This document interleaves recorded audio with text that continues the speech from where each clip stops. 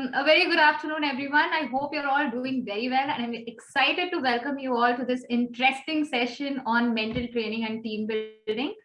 We are very excited when we are rooting for the teams and they perform exceptionally well.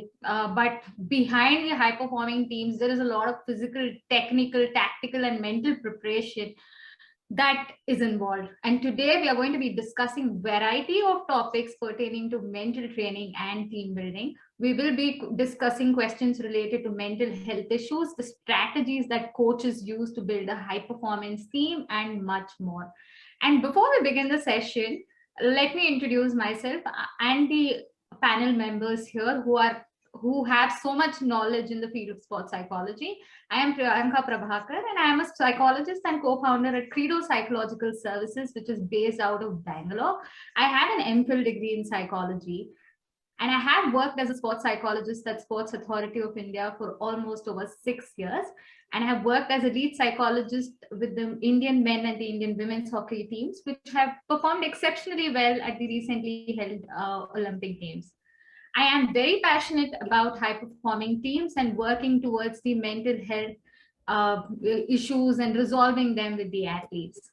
Let me introduce the panel members here. We have Alan Tonge here. Alan is an ex-professional football player with Manchester United and Exeter City, who sadly had to retire due to serious back injury at only 24 years of age. Since leaving football, he has re-engaged with his education and acquired a degree in sports science, a master's degree in philosophy, a PGC, which is a teaching qualification, and is just finishing his corrections on his PhD.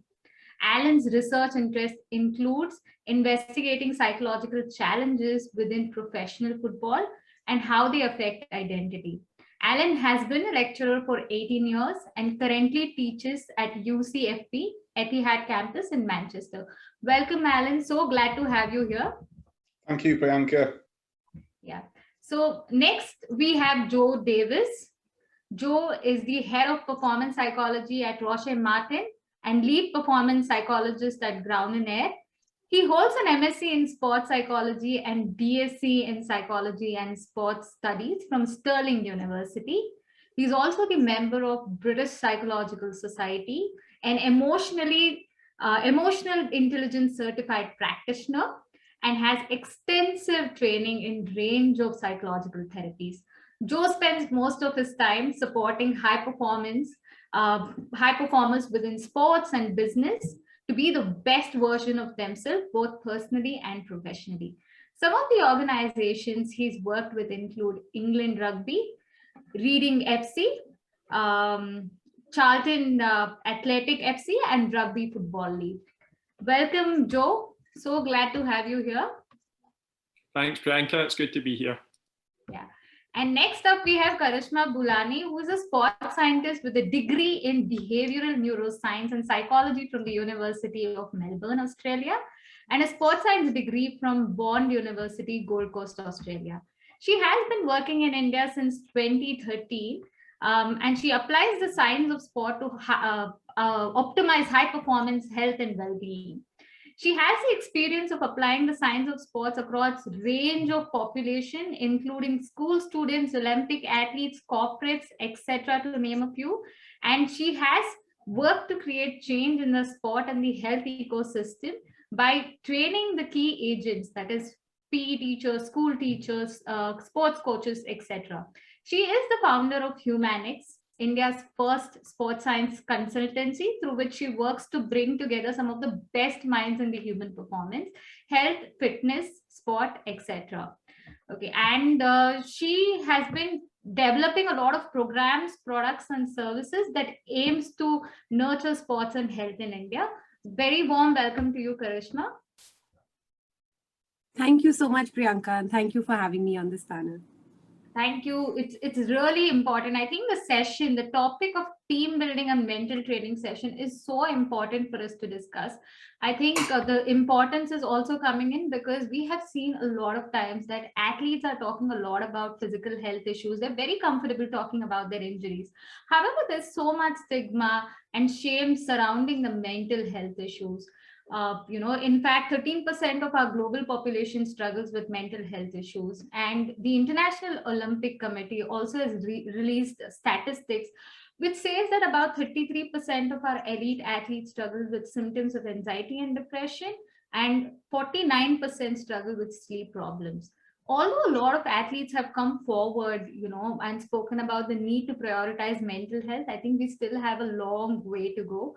And coming to a sport like football, which is such an elite sport, and there is a lot of demand and there's a lot of expectation, there's physical as well as mental demand, and athletes struggle with variety of challenges when it comes to mental health issues. They can be burnout, they can be anxiety, depression, unhealthy eating, alcohol abuse, etc., to name a few.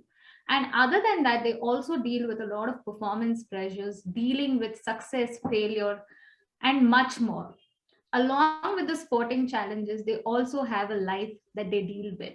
They have their own griefs, they have their conflicts in relationships and financial issues.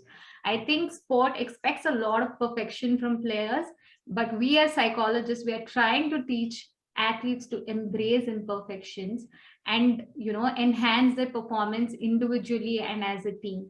And that is the need that we are going to talk today. We really have to build in this culture where mental health and everything else can be spoken about very easily. I think first question I would like to raise is towards you, Karishma. Can you tell us what is the importance of mental health? And what do the sessions with the high performance athletes at an elite level look like? So I think the importance of mental health is just as important as the physical health in playing a game, because I think that's something that we completely ignore, but it's just as you can't have an athlete who's not fit and not strong and doesn't have endurance to play a game. Similarly, you need mental resilience and mental endurance.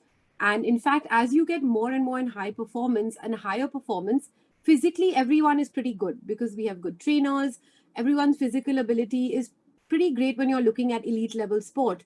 And then it just becomes a game of mental endurance that you're playing one against the other. So in high performance sports specifically, it is a game of psychology between human beings. And it's more important than anything to really focus on training mental ability. And I think in terms of high performance, so it's huge, the psychology of high performance. And all of us would know there's so many different angles to it. But if I could boil down one thing that summarizes the psychology of high performance, it is building resilience. Now, resilience is the ability to come back from a setback, right? It's the ability to fail and how do you come back after failing? It's the ability to lose and how do you come back after losing? The ability to not be good at something and still do it anyway and still show up at practice. The ability to have your fans and the whole world criticize you and still show up. Fundamentally, an athlete will become successful if they're in the game for a long time. So the more years you have in the game, you just get better at it. It's really, really simple. There's an amazing quote that I love by Messi, who said, I start early and I stay late, day after day, year after year. It took me 17 years and 114 days to become an overnight success. Because ultimately, it's about resilience. So you want to train an athlete to come back from anything. And that's the fundamental idea of sports psychology training. So the kind of sessions would be very, very interesting. Because the things that stop people from coming back to training could be external factors or internal factors. So they could be lack of resources, it could be financial or otherwise, it could be politics in the sport, it could be other people, it could be injury, family pressures from fans, or internal things like self-doubt, disbelief, really focusing on the wrong aspects of the sport. These are all things that will stop a player from coming back with the right attitude. So in training sessions, I do believe just as we have your strength and conditioning, your endurance training, we also need to incorporate a mental training session. So it's proactive. We don't wait for an athlete to break down and then say, oh, now let's wonder why you're depressed or why are you anxious. In the course of training, we kind of put them to build the mental resilience throughout. And we can do those via having things like an entire session on meditation, entire session on, say, analyzing habits and rewiring the habits. I think we've all heard of the book Atomic Habits by James Clear. So theories from there we can bring into sport. Another really important way is creative visualization imagery. really picturing what the outcome we want, and that kind of seeps into the subconscious mind and then just makes it easier for the athlete to perform on game day. Educational sessions such as really understanding their psychology, things like self-talk, training a flow state, what's the best flow for high performance. So there are really interesting ways to kind of incorporate these on an everyday or an every week basis to train the mind just as we train the body. Thank you so much, Karishma. I think that was very interesting. Like Karishma rightly put it, I think just like the way you train your body, you need to train your mind on a very regular basis. And you brought a very interesting, topic here, which spoke about the injury. And I am really going to Alan right now. Recently, I would like to bring in a case of this very famous player, Virgil van Dijk here. He had an ACL injury, and he recently made his return to the Liverpool team. So injury is something which is very common in a high contact sport like football. You can have something which is very simple and you may be out of action for some time, or you may be out of action for a very long time, or you can have career ending injuries. And Alan, I do understand from your own personal experience, you've been an elite athlete, and can you talk to us in terms of, from a player's perspective, how can injury affect you psychologically? Yeah, I think drawing from some applied experiences and drawing from some personal experiences of my own, and trying to couple that up with some of the academic literature that's out there at the moment. I think a lot of it, Priyanka, for me is to do with identity, and that is the formation of identity from a young age. Being exposed to football seems to be getting younger and younger. You're hearing a lot of young players now, 4, 5 and 6 in these pre-development centres, and then training to go into academies at 9 years old. And throughout that journey, it's natural to think that quite a big source of meaning in your life and a big part of who you are is going to be based around your sport experience, in football in this case. So it's highly likely that you're going to form quite a high athletic identity. And in some cases, almost like an exclusive identity, that you see yourself as a footballer and nothing else. So as you progress into the sport, and as you correctly say, you may suffer with, you quite rightly, you suggested lots of these different issues or critical moments, and injury being a part of that.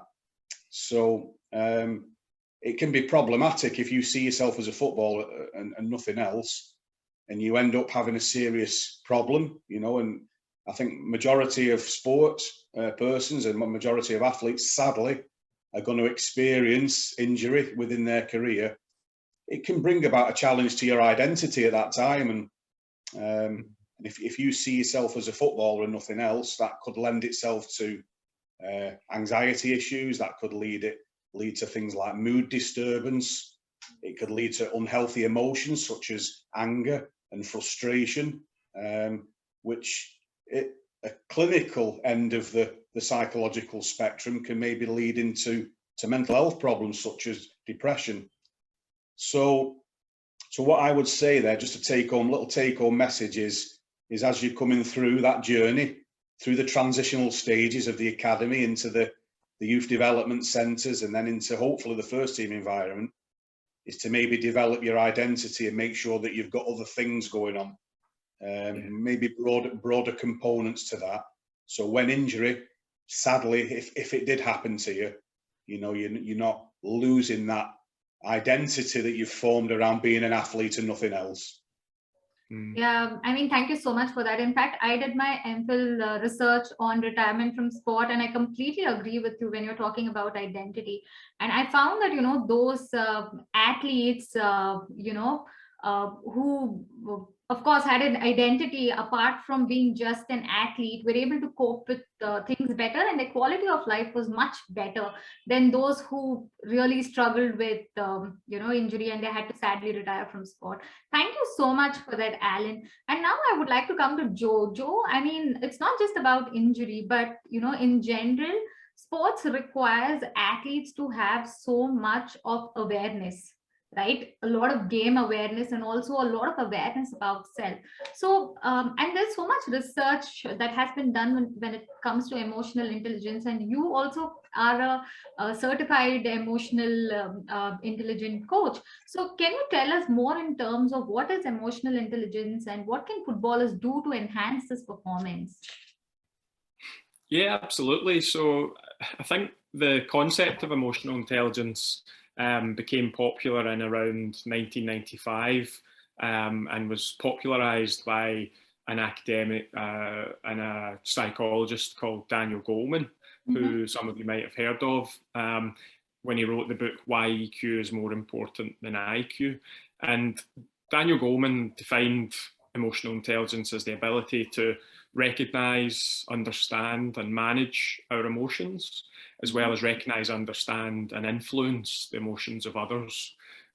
So I guess what emotional intelligence requires is effective communication between the rational and the emotional processing areas of the brain, and a broadband connection between and across these areas is critical for developing high levels of emotional intelligence. So I guess what that means is our ability to understand and reflect on our emotions helps us to arrive at accurate judgments, to use this information to arrive at those accurate judgments, and then take positive, constructive action. So it's really about tuning in to our emotional experience as much as we can to develop that self-awareness.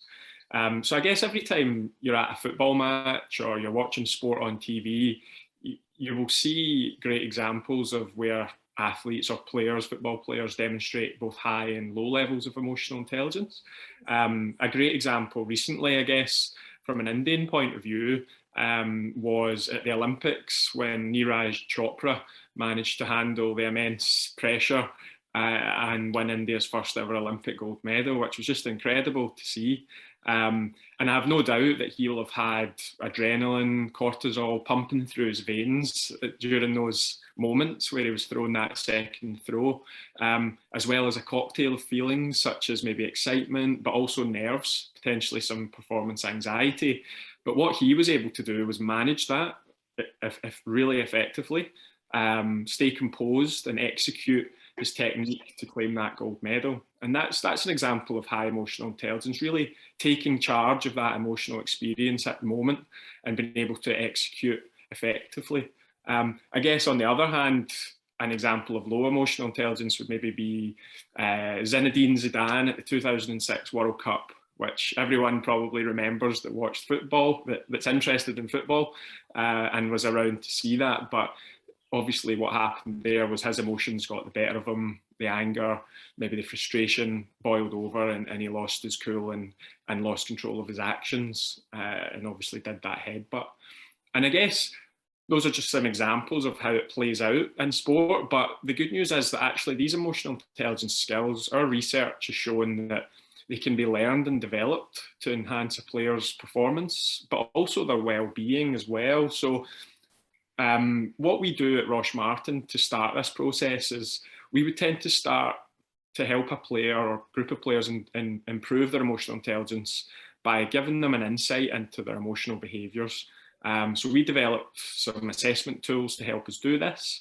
One of them is called the ESI, and this measures 10 key skills of emotional intelligence as they pertain to elite performance. It was built on elite athletes' profiles. And then once we've looked at this profile with them, we'll help them to build an action plan to look at what skills they might need some attention and how can we go about building these. Then it'll be a case of looking at the tactics and strategies that they can practically deploy to help build the skills both in training and competitions. And then we'll maybe reflect on that progress during a follow-up session and refine this action plan where necessary. But obviously, with me saying that, not everyone has access to a sports psychologist or an accredited emotional intelligence coach, for example. So there are things players can do on their own, and coaches can help do this with them as well. So I guess an example of how a player could go about building self-awareness, which is one of the key competencies of emotional intelligence. It's really the cornerstone upon which emotional intelligence rests. what they could do to build that is just start to tune in to their emotional experience. So start to label some of these emotions they may be experiencing games, do some self-reflection after. What was I feeling at that point? Whether it was anger, frustration, joy from a positive point of view, happiness, excitement, nerves, all these emotional experiences that we have, and how did that impact my behavior? So you can maybe do that in a little self-reflection piece after. I think that's brilliant. And I think this is where my next question was going to be for all of you. I mean, any of you can take this up. At least from my experience as a psychologist, I felt that, players have certain reservations about recognizing and also feeling the emotions. They end up saying that, these emotions are good and these emotions are actually bad. I shouldn't be feeling certain emotions. And of course, emotional intelligence is being self-aware, and emotions are emotions. You need to feel them all, and that is something that we say. But working in the Indian context, and I'm sure, I don't know how the European context is, does this also happen there when it comes to the elite teams that you work with?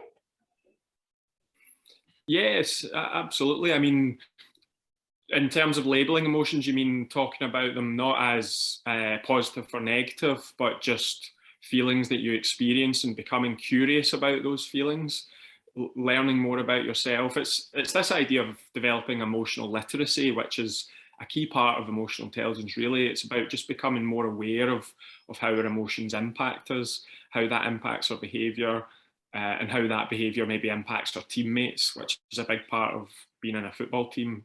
Because I did some work last year with a team down here in London, and it was about understanding how our behaviour is impacting our teammates on the pitch, and quite a lot of that comes down to communication, whether what we're saying, how we're saying it, how is that impacting on the confidence of the players around us. So yeah, that all links, I think, Priyanka, if that answers your question. Yes, thank you so much. And another question, I mean, this is open to all of you. Of course, in a sport like football, you need to be aggressive, right? But everybody has a different personality, I mean, they need to be showing a certain level of aggression, but at the same time, some of them may fear that, if I'm aggressive on the field, then I'm going to be aggressive off the field also. So how do you manage these things? Alan, if you can give us some inputs on this. Yeah, it's about, aggression in some sports is important, isn't it? And I think it just comes down to the factor that you've got to learn, and just drawing on some of Joe's insight there is just to almost control that aggression. I think it's foolhardy to say we're going to remove the aggression from an athlete or a player, because I think that's an important factor of being successful. Having almost that will, and certainly at the top levels of football, you need to have a desire and almost like some level of courage to strive to be the best that you can be.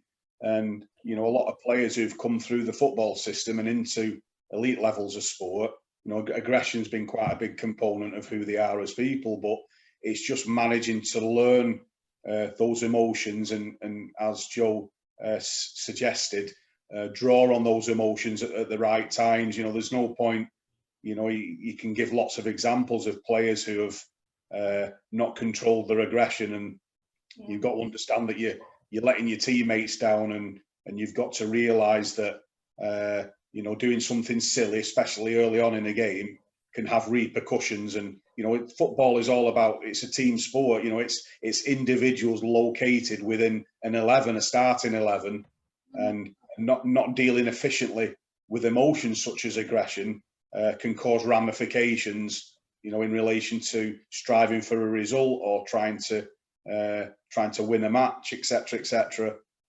So I think aggression is important, but it's learning to control that aggression and making sure that aggression is kept within the rules and context of the sport of professional football. Yeah, I think that was perfect. Thank you so much. And I think I would like to ask Karishma something here, especially in the Indian context, right? When it comes to female players, they have been told that, you have to behave in a certain way, that, you have to be very calm, you have to be very nurturing.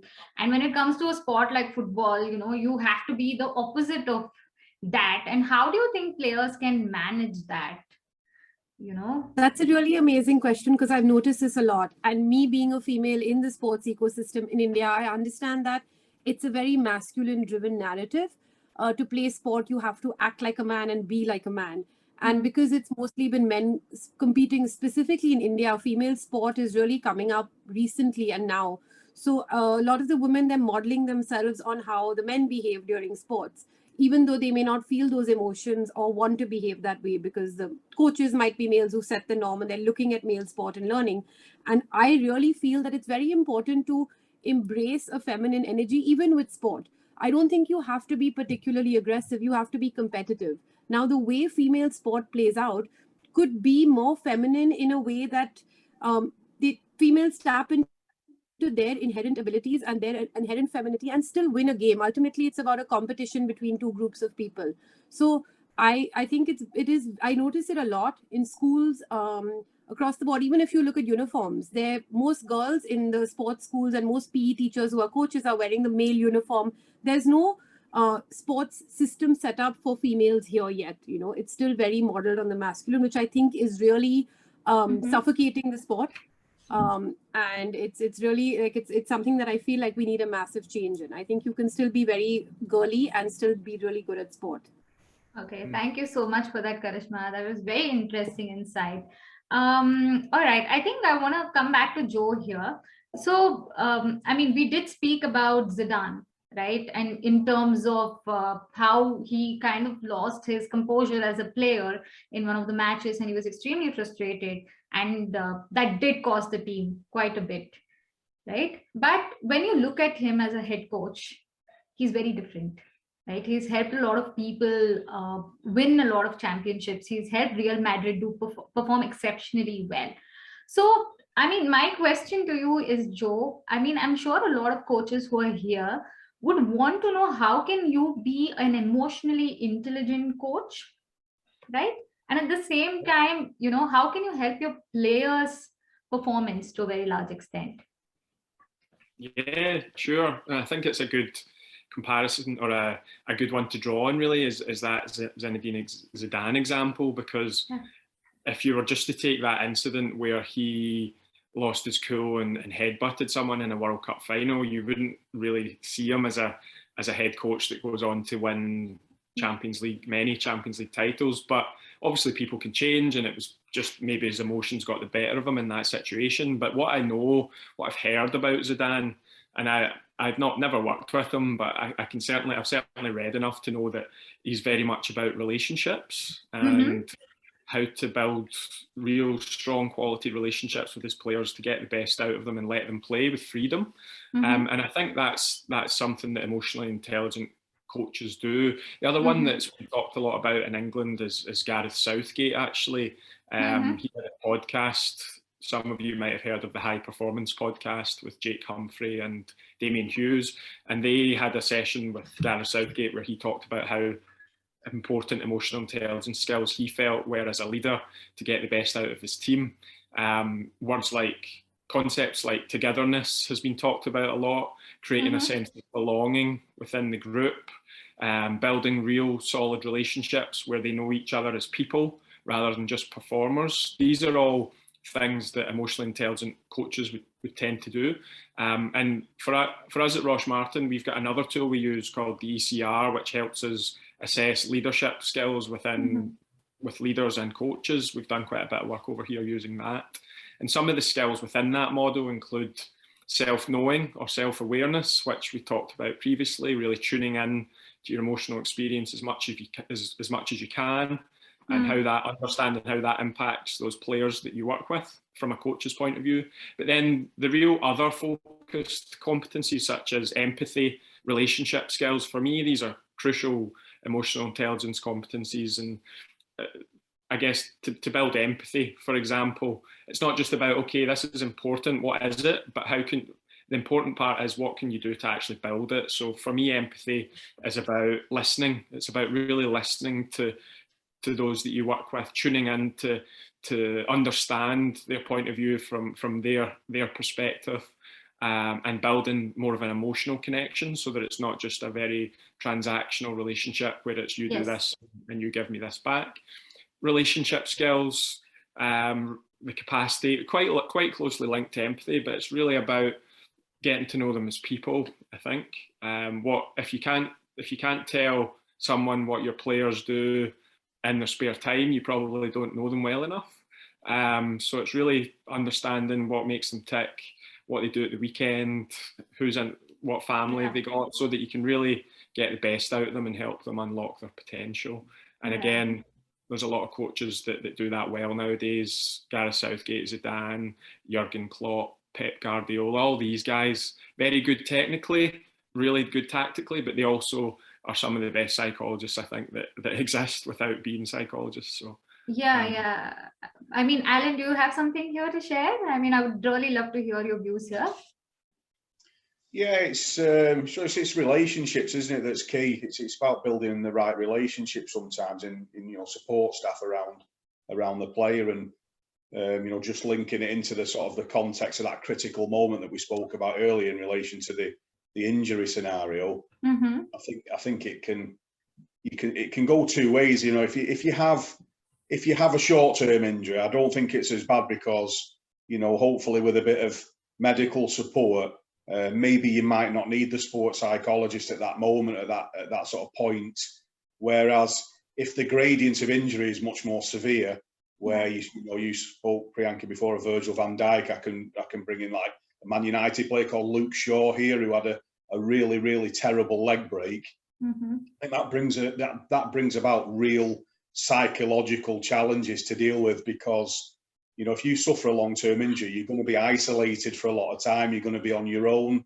You're going to have to trust in different people. You're going to have to trust in the medical support team from the physicality of it, to help you deal with the physical healing of your injury, and associated situations with that can be the psychological challenges that you face with that. But within that downtime, I think choice is so important. One of the things from my experience is that I didn't do too well is when I had a serious injury, because I was suffering with a little bit of mental health difficulties and depression at the time. Mm-hmm. You start turning to other means. You start maybe overeating a little bit, maybe drinking a little bit more than you should. Mm-hmm. And that makes it much harder then for you to recover and get back. So from the applied experiences of the injury that I suffered, I would suggest that if any players are sadly enough to suffer a serious injury, maybe look at constructive things that you can do in that downtime. Maybe engaging with some courses that you could maybe do and learn a little bit more about, broader topics. Maybe take some time to build, relationships, or work with the different teams in the club. And there's nothing stopping you from maybe sitting with a youngster for a week or two and looking at their game and how they could improve. So I think constructive choice is really, really important to help build your self-knowledge. I think that's just a little point I wanted to add in there, Priyanka, into kind of the critical moment of injury and dealing with a serious injury. Yeah, I think support is so important. Like you mentioned, support from the teammates and supporting yourself, and also support from the coaches is extremely important. And like you mentioned, the choice is also very especially. Choice of how we would like to handle the injury is also very important. And like you mentioned, I think athletes who have at least had hobbies and they engage in other things rather than just worrying about the injury and brooding over it all the time, tend to do better at coping with the injury. And like you said, education plays a very important role. And coming to education and injury, there's something that, I don't know about Karishma, but this is something that I have faced here in the Indian context when it comes to injury. And I do want your views on that, especially how different is it in the European context, right? Like, for example, a lot of times players are not really aware of their own anatomy. they might have undergone a surgery and come back for a rehabilitation, and they're working with the psychologist. And when we ask them what was the nature of your injury, they don't have awareness in terms of, let's say it is an ACL injury, they don't know how a ligament looks like or what was actually being operated on. So, and I think that is something that for everybody to take back, that, especially sports medicine experts, educating the athlete becomes very, very important. What is your take on these issues that I have just brought up? Definitely. I've noticed that a lot. And specifically because the way India is, right, we don't have a full-fledged system where there's a grassroots level sports development role, and then people go from grassroots to higher level club sport and then get picked up at high performance sport. What happens is you have people all across rural India, and they love the sport, they have a passion for it, they play it a lot, and somehow that's how they get picked up into the high performance ecosystem. A lot of our players, I think, forget about anatomy. They don't even have a complete school education. There's very, very little educational background that exists. A lot of them don't even speak the same language. Very, very basic education is even lacking in a lot of our high performance sports. So I think the first and most important thing, like you said, it's so true, is to educate them on these basic things. This is your anatomy. This is your training. This is why we're feeding you what we're feeding you, so you can make these choices. Because then they go through an entire system where they just have to blindly trust experts who we don't even know are the best of experts, and that's what's currently happening. The coach will have one view, and coaches have a very, very strong view in India. Coaches are like the father, so we in India don't right now have a balanced system. So I keep explaining it like a pizza, and the entire ecosystem around the athlete is a pizza, and the coach is just one slice. And then you have a sports scientist, you have a psychologist, you have a clinical expert, you have a whole range of experts that actually make the athlete what it is. But here in India, generally the coach plays that entire role. And to be fair, the coach is also generally not educated in worldly affairs, and in things that are outside of skill training and what they've learned from their coach. So it is very, very, and because the athletes were trained to respect the coach so much, whatever the coach says is word of God. And that's kind of how we function in an Indian context. Even in, I worked with kabaddi, I've worked with cricket, and you still see that happening even at high levels here. That needs to change because no one person knows everything. The coach is great at skill. The psychologist will know more about psychology. The nutritionist will know more about nutrition. So I think that understanding where education needs to come in, but also trust on other experts who are not just the coach needs to also really come in a huge way in India. Yeah, I think that's a fantastic point. What about the European context? I mean, Joe and Alan, if you can just bring in that insight, I would be very happy to know how do you educate the players about injury in the rehabilitation process? Alan, do you want to go and add anything there? I mean, I guess from my point of view, Priyanka, I would probably, in the environments I've worked in where there's been a multidisciplinary team, where we have physios, doctors, nutritionists, me as the sports psychologist, for example, that tends to be an area I wouldn't really get involved in. It would be more the doctor and the physio's job to educate around the anatomy of the player. But don't get me wrong, I think it's useful for us when we're in a multidisciplinary team to very much communicate. It's crucial that you communicate across departments and you're not working in silos, for example, so that when you have those conversations, it's all aligned and you're using a common language, which is key because it then makes it much easier to support the player effectively if you're all speaking from the same hymn sheet, so to speak. So yeah, that would be, I wouldn't tend to go into an area that I don't feel like that's my area of expertise in terms of actually educating or explaining, but certainly being aware of it and being involved in conversations with the doctor and physio is crucial to, as I say, develop that common language around some of these areas. Yeah, I think that's perfect because I remember, I mean, even when we are working, it's so difficult. Like as psychologists, you're not really trained in the injury aspect as much, right? You just know the psychological aspect of the rehabilitation. So there are a lot of times where athletes also end up saying that, I want to return by like next week or by the next tournament, I want to be ready. And you don't really know what exactly to tell them because then you get in touch with the physio and you're like, I don't really know what exactly to tell in this particular situation. And I remember having this experience with a physiotherapist who ended up telling me that you just tell him that, yes, we will see when it comes to that, you know, we will see how well you're progressing, and based on that, you will be able to decide whether you're fit to be able to return to play or not. So this is one of the things that, that I have experienced. Alan, do you want to add something here? Yeah, I think just to echo Joe, really, I think from a personal perspective, I don't think that although interesting, all you're looking for as a player is kind of reassurance. I had a serious back problem, and I remember going into the surgeon's kind of office, and he was showing me like a model of the spine and what's going to happen and where your operation's going to take place. And although interested in that, and an opportunity to develop a little bit of education myself, I think the key for me was, will I be able to return to play?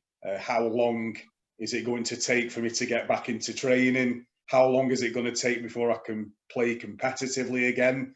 What are the success rates of this particular operation? So in my psychology at that time, I'm just looking for a little bit of information. So I think the skills of the surgeon or the people that are around the athlete, it's almost like this cultural thing, isn't it, of being, trying to be positive with them, because if you start saying, oh, this is a really serious one, and this is going to be a tough journey back, and using the wrong sort of language, that can have detrimental effects on the recovery of the player or the athlete. So I think that's a really important point. Just that level of reassurance and almost, Priyanka, like positive support around the person who's sadly suffered the injury. Because unfortunately, lots of people are interested at the start. You'll probably get a lot of sympathy. You'll probably get a lot of people who want to help. But as time goes on to recovery, other people have got other things to do. Managers got to go and pick teams. Players have got to go and play in teams. And it starts to become a little bit more isolated in your recovery. So I think building a good, trusting relationship with maybe the psychologist or maybe the physio is really crucial at this time, in order to help maximise your opportunities and chances of returning to play, hopefully in a stronger place than you were prior. Opportunity to develop some character and courage, and some resilience, as Karishma said before, to get back playing again. I think that's it's tough, because loads of athletes suffer like really serious injuries.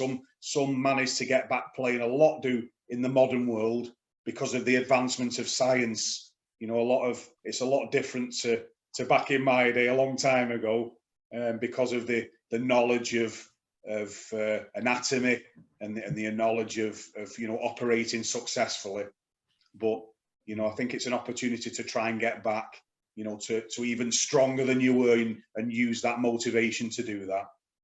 Yeah. And I think giving hope, like you're saying, is so important, because the player needs to feel hopeful so that he can move through the phase of the injury because it is a very challenging process. Karishma, do you want to add something here?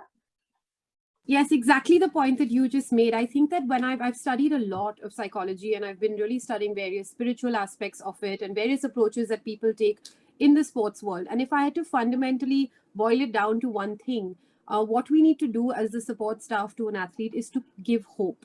And just as Alan mentioned, it really resonated with me that, when people around him said, we don't know, or I don't know what's going to happen, because you trust the voice outside of you. If that voice doesn't have hope, then you as an athlete internally want to give up. And when you internally give up, you start to then spiral into anxiety, depression, and all of the mental issues kind of are rooted from there. It doesn't happen out of the blue. It happens because there's a darkness or loss of hope in terms of all is lost. This is all over. My life is over. I can't do anything more. Whereas our job as the support staff around an athlete now is to keep that hope alive.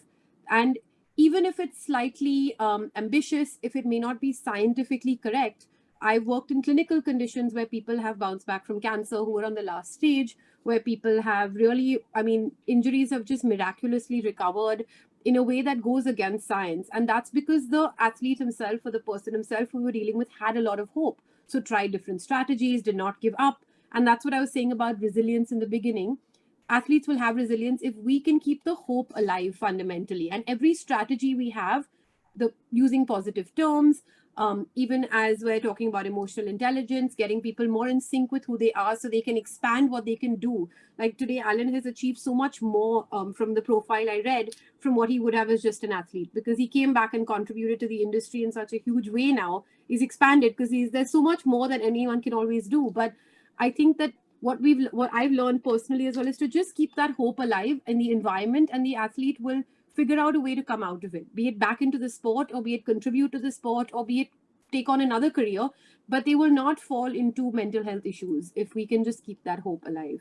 Thank you so much, Karishma. I mean, it was so positive and so wonderful to listen to you. So, I mean, as we're talking about this, yes, I mean, I would want to bring in another important issues that a lot of athletes face, and especially in the professional field of football, it can happen, right? I mean, when I work with the teams that I was working with, we've had issues wherein during the tournament, you know, players ended up losing their family members in the midst of the competitions.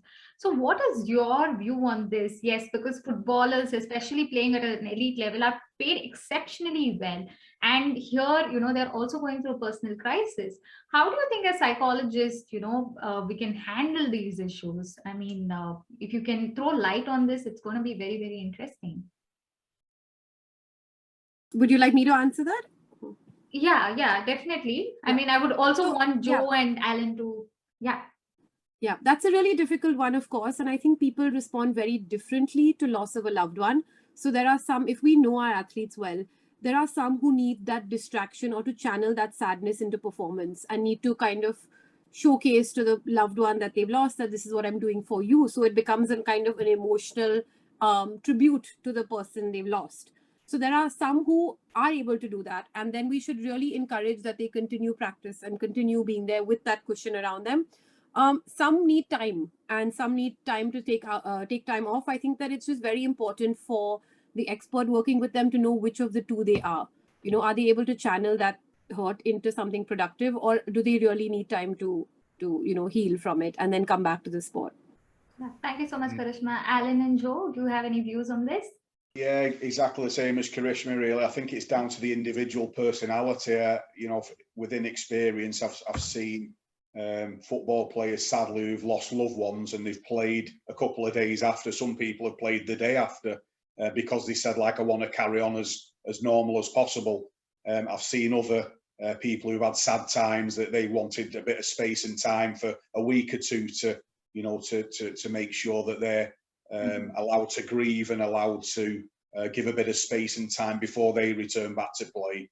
So I think from a psychological perspective, it's about working with the individual to make sure that the best outcome is achieved. And from a personal perspective, I'd ask the athlete and say, you know, do you feel as though you can play? It's totally down to yourself. Or if you need a bit of space and time, please be assured that we're all there for you. Whatever you want to do, you will be supported.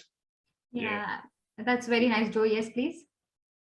Yeah, again, I couldn't agree more, really. I think the first thing that comes to mind for me from my experience in person-centred counselling and other psychological therapies that can be applied to being a football coach, for example, is this idea of empathy. It's really understanding what they're going through, listening to the individual, letting them speak before maybe coming up with suggestions and advice, because ultimately, as Alan said, they're all individuals. It needs to work for them. So just really tuning into what's going on for them.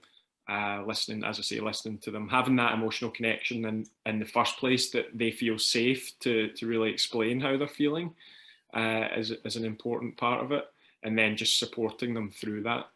But as Alan said, some players might have, in fact, I've experienced it last season actually with a footballer who lost a grandparent, and it was a she, and she wanted to get straight back to play, but she realised, having played a few games, that she hadn't given herself time to process the emotions, that she was some real distressing emotions, and she had to take a step away for I think it was 5 days in the end, just to really process that, be with her family. And then the important part is you don't suppress that emotion, because it will come back to bite you at some point, and just be with it, accept it, and then you'll be better for it. So yeah, so you're saying that, please give the choice to the athlete rather than making the decision for them in terms of how they want to deal with the whole process. Yes, Karishma, I mean, we are running short of time, I think, and we are moving towards the closing comments, but yes, please do. So I just wanted to add to that as well, which is what I agree. I think fundamentally what's really important in sport, and Joe speaks about this a lot by terming it empathy, and my version of it is compassion. Right? If you just kind of compassion and context. So I've studied sports sciences. I know all the various philosophies and theories, but you have to know which one works for whom at what time. And that is the real key to success in high performance and mental health. If you start to put theories that are not working for an athlete and force it down their throat because that's what the science says, that's when you get a disarray in the mental health. So I think just human compassion and really knowing what works for whom is really important. Yeah, thank you so much for that. And I mean, we have, a couple of minutes left. So I would like to have, a comment. I mean, for a minute each, the closing comment for each of the panelists.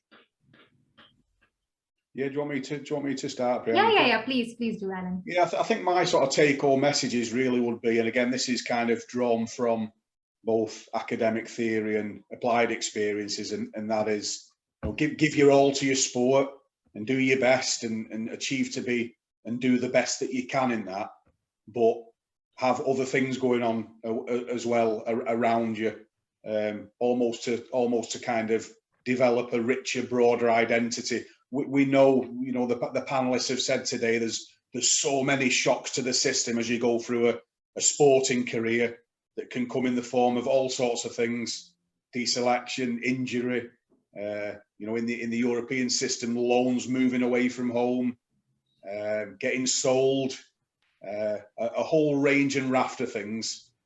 But at these critical points, there's an opportunity to develop yourself. As Karishma said, develop resilience, develop communication skills, develop learning, develop education. So when these shocks to the system do arrive, they're not obliterating your identity, especially if you have to depart the sport early through a serious injury. Because that really, for me, is where a lot of the mental health challenges come within sport. And that is when an athlete moves away from the sport because they're so fixated, because they've been told that they're this fantastic performing, unbelievable athlete. When they do go out of the sport, there's no identity left. It's gone. And it's about getting that richer, broader identity through doing different things, engaging with the community at large, doing some coaching work, learning things. And then hopefully, if you did have to retire through a serious injury, at least you've got other options and you're not waiting a long time to move your life on. So that would be my take-home message, Priyanka, from some of the sort of stuff that we've discussed today. Thank you so much, Alan. Joe, do you want to add something? Yeah, I guess pulling my areas together around emotional intelligence and teams and coaches, I think I talked a bit about players and coaches. From a player's point of view, the more self-reflection that we can engage in leads to much better self-awareness, which is really the cornerstone of emotional intelligence. And when we talk to people and work with players, it's often the place we start. The more we're aware of what we do well, what we don't do well, how our emotions impact our behaviour, how that impacts our teammates, then it's easier then to build strategies to manage these emotional experiences. Enhanced self-awareness leads to enhanced self-control, which is another key aspect of emotional intelligence, that the strategies we use to manage our emotions. Talked about Neeraj Chopra, how he managed his emotions to win the gold medal. From a coach's point of view, self-awareness, again, crucial, but really understanding that we're working with people before we're working with performers or players, and tuning into them as people, what makes them tick, listening to their experiences, being curious about people, and then it makes it much easier to form those relationships and create teams cultivated with psychological safety and togetherness that can help us perform optimally. So I think that would be my summary, really. Thank you so much, Joe. Karishma, your closing note, please. So I've always wondered like why people love watching sports so much. As a sports scientist, I don't really watch. I work in the field, and I think that like I come at it from a very philosophical perspective. But people are really so interested in watching sport because they want to see a human being doing something at their peak. Okay, you can throw really fast, you can jump really high, you can run really fast. You have a strategy. You want to see the best of a human ability play out, and you want to see two people who are at the best, and you want them to see them go at it. That's how kind of the origins of sport was, because we enjoy watching this.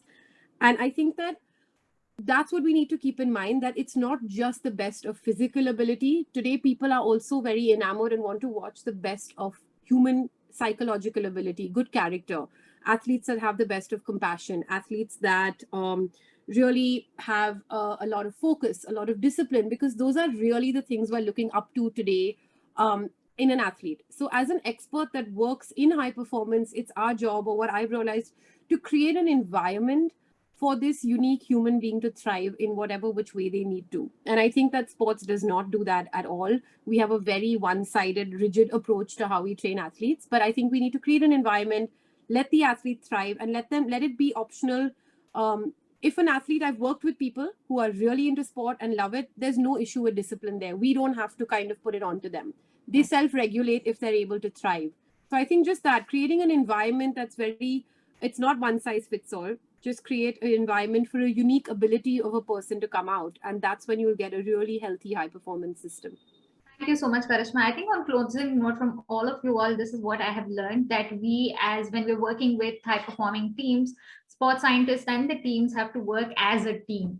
So it's very important that we all work as a team to build the team. You know, you can't have separate units. We have to work as a team as much as possible. And athletes need to have a lot to their identity than just being athletes. You know, they need to do a lot of things that will help them build their identity, so that even if the career in sport is very short. So, you know, even if you have something else that happens in your life, you will be prepared for it. And at the same time, I think giving athletes a choice is the most important lesson that I have learned. Give athletes the choice, the hope, and allow them to accept the situations that come in the way. And in the process, be together and enjoy the moments that you have in the sport, because a career in sport is not going to be long lived any which ways. On that note, I think we will end the session. Thank you so much, everybody. It was wonderful talking to you all, and it was a fantastic session. Thank you so much for all your inputs.